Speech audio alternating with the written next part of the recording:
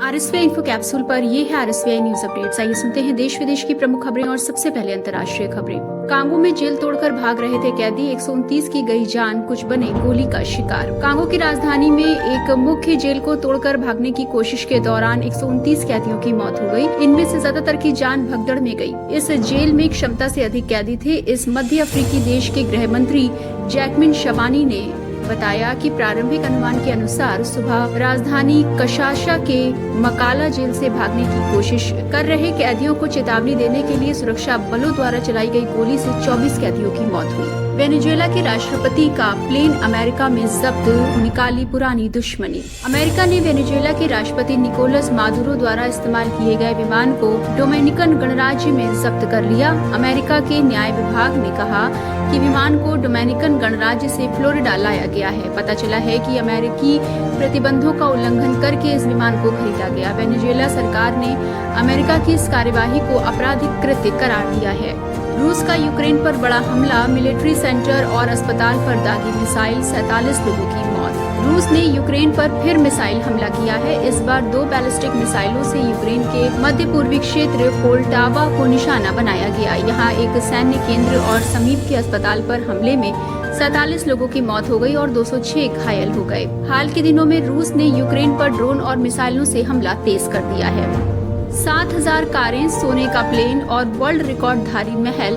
दुनिया के सबसे अमीर सुल्तान के बुलावे पर ब्रुनेई पहुंचे पीएम मोदी। प्रधानमंत्री नरेंद्र मोदी अपने 2 दिवसीय दौरे पर ब्रुनेई पहुंचे हैं। ब्रुनेई का दौरा करने वाले प्रधानमंत्री मोदी पहले भारतीय पीएम हैं। पीएम नरेंद्र मोदी ब्रिटेन की महारानी एलिजाबेथ द्वितीय के बाद दूसरे सबसे अधिक समय तक गद्दी पर रहने वाले सुल्तान हसलन बोल्किया के आमंत्रण पर ब्रुनेई पहुंचे हैं। दरअसल भारत और ब्रुनेई के बीच राजनयिक संबंधों के 40 साल पूरे होने पर ब्रुनेई जश्न मना रहा है। इस अवसर पर भी सुल्तान ने खुद पीएम मोदी को आमंत्रित किया था।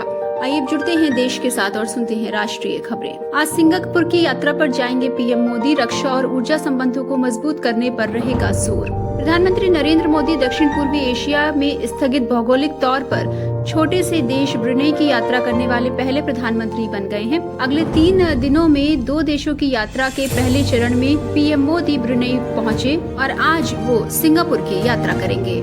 कोलकाता रेप केस में सहयोग नहीं कर रही ममता सरकार, सुप्रीम कोर्ट पहुंची केंद्र सरकार। केंद्र सरकार सुप्रीम कोर्ट पहुंच गई है और कोलकाता में आरजीकर मेडिकल कॉलेज एवं अस्पताल की सुरक्षा का दायित्व संभाल रहे केंद्रीय औद्योगिक सुरक्षा बलों को सहयोग देने में बंगाल सरकार पर असहयोग का आरोप लगाया है। तृणमूल कांग्रेस सरकार के इस असहयोग को व्यवस्थागत कमजोरी का उदाहरण बताते हुए केंद्रीय गृह मंत्रालय ने CISF को पूरा सहयोग देने के लिए बंगाल सरकार के अधिकारियों को निर्देश दिए जाने की मांग की है।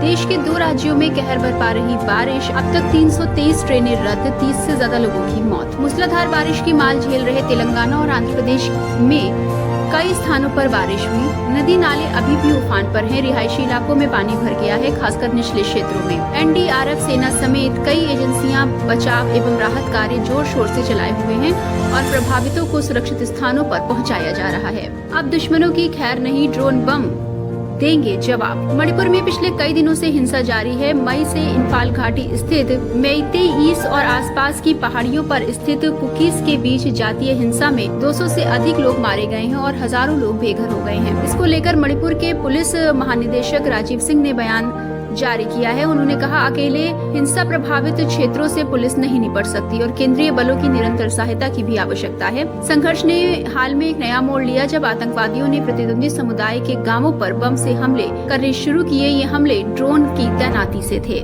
भारत के स्वदेशी बम वर्षक UAV ने भरी पहली सफल उड़ान। रक्षा क्षेत्र में आत्मनिर्भर बनने की दिशा में भारत ने एक और बड़ी उपलब्धि हासिल की है। रक्षा क्षेत्र की company Flying West Defence and Aerospace ने देश के पहले स्वदेशी बम वर्षक मानव रहित विमान FWD-200B की पहली सफल उड़ान भरने की घोषणा की।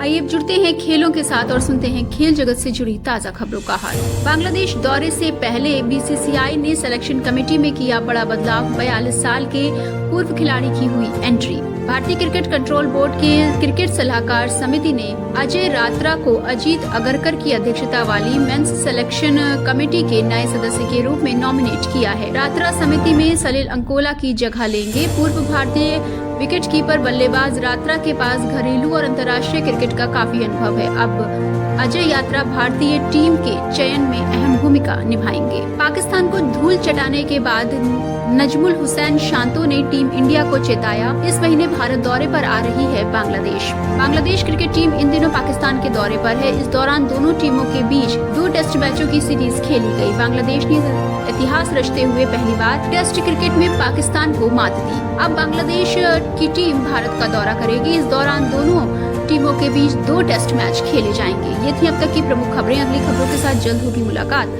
सुनते रहिए RSV इन्फो कैप्सूल और हमें दीजिए इजाजत। नमस्कार।